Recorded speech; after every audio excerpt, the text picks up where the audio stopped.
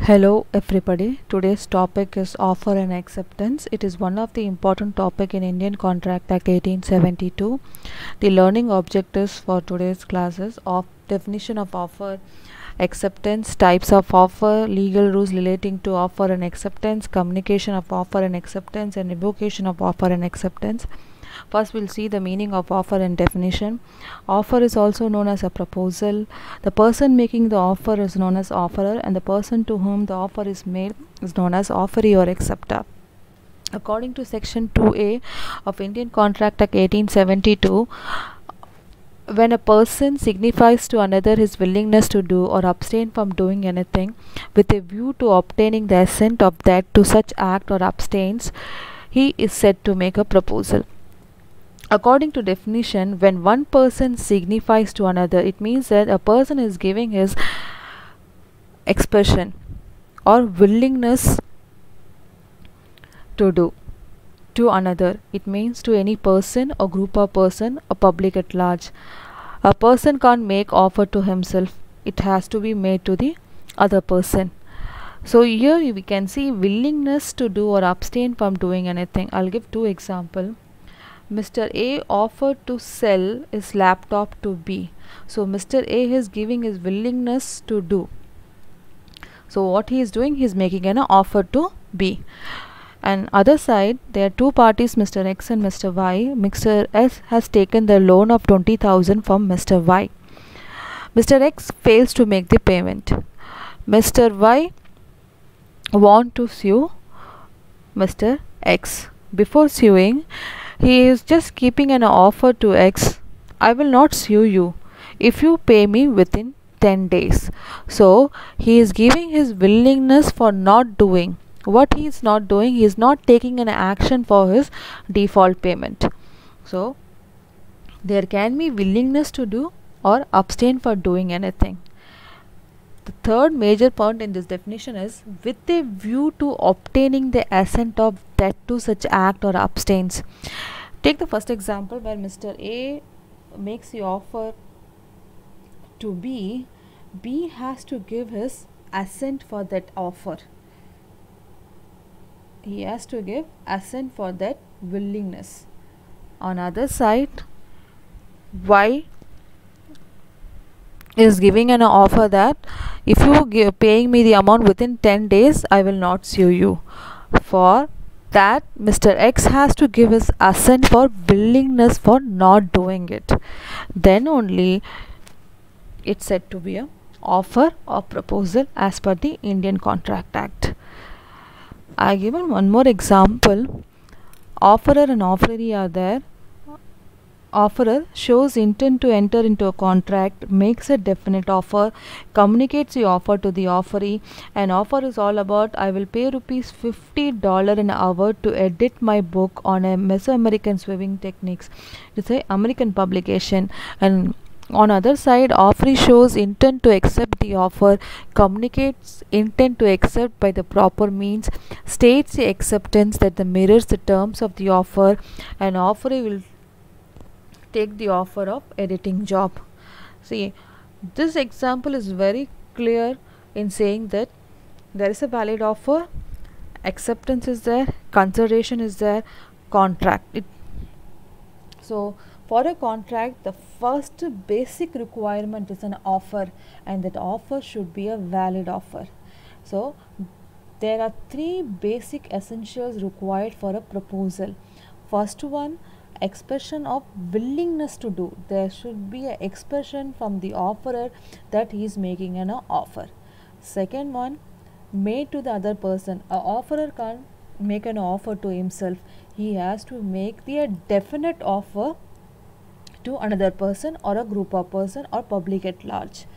Third category, with a view to obtain the assent of that other person to whom the offer is made. From that person he has to obtain the assent.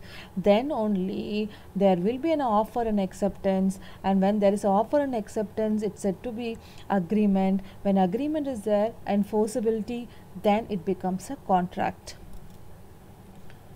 Next we'll see types of offer or kinds of offer. and various how the offers are created in various ways. First one, express offer, implied offer, specific offer, general offer, counter offer, cross offer, and standing offer. These are the various kinds of offer. The first one, we'll see the express offer. An offer made by a person through word. It may be in a written form or spoken. For example, A tells B, will you buy my laptop? Will you buy my car? So when he is telling, it means it's a spoken. Next one, if A writes B, I want to sell my car, I want to sell my laptop. When he writes, it is in written form. Next one, implied offer. It is inferred or understood from the contact of the parties or circumstances. I have given two examples. For example, when you are boarding into a bus and taking a seat, it means you are giving an offer for buying a ticket. It is inferred from your act. Next example, when you're going to a restaurant or hotel and you're taking the order, it means you are giving an offer for paying the bill for the food which you are consuming. It is called as implied offer. Next, specific offer. An offer made to specific person or a group is known as specific offer. I have given example here, free kids haircuts all August. It means there's a specific offer for a kids between the age group of pre-KG to 6th standard. So it is a specific offer. You can take one more example. When A offered to sell his car to B, so he is very particular to whom he is going to sell his car. So if B rejects the offer gets cancelled. B accepts the offer, then it becomes then it becomes acceptance and agreement, consideration and contract. So specific offer made to a specific person or a group of person. Next one, general offer. When offer is made to the world at large, it means it made open to the general public. Any member from the public who is aware of such offer may accept it. Example, I have given two examples. First is from the Amazon. When they are making a great Indian sales, it is for the general public, and the public who is aware of such offer may accept it. On the other hand, I predict my Clevertude conducting our brand of dress will get 1,000 new followers. Again, he is a general public, he is not specific in that. So public who are aware of such offer may accept it. Next, we have counter offer. When offeree adds more some conditions or change some terms of offer at the time of acceptance. When I have given example, Mr. A offered to sell his laptop to Mr. B for 20,000. So the laptop value is 20,000, that is the offer price, and B is accepting the offer of buying laptop but at 15,000. So he is making a changes, that is counter offer. So original offer get revoked and new offer take place. That is known as counter offer from the acceptor side. Next one, cross offer. When two parties make an identical offer to one another without knowing each other's offer. I have given one example. Ram and Gopal are two friends. Ram want to sell his house. So before finding a buyer, he thinks of his friend and he writes his intention to whether you will buy my house. And Gopal is want of house, and before buying anywhere else he thinks of Ram, and again he writes a letter and he places an offer and he gives his intention that he is like to buy the Ram's house. So both are making a same offer to each other which is identical and same subject matter without knowing the intention. So it is a cross offer, does not constitute any acceptance, so it's remains as a offer, and that is cross offer. The last one is standing offer. It is also known as continuous offer or open offer. It is not restricted to a single transaction, it applies to series of future transactions. That's why I give an example here. I have given lot of example. There is a sale means a continuous offer is there, it have a series of transaction. And other side we have a open restaurant, it is open for a continuous period, so it's a standing offer. And other side I have given 30% discount, 50% discount, I have given opening soon. So it is also the continuous offer, it's have a, it does not have a single transactions, so it is standing offer. On other side I have given Jio Dhana Dhanandan.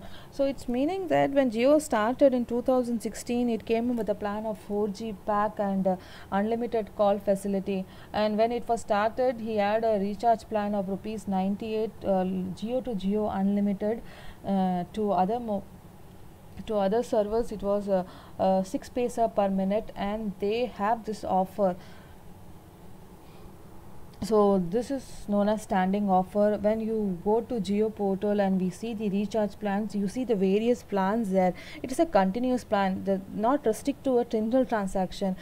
Based on the subscribers, the various plans are there, based on that validity, data usage is there. So it is called as continuous offer or standing offer.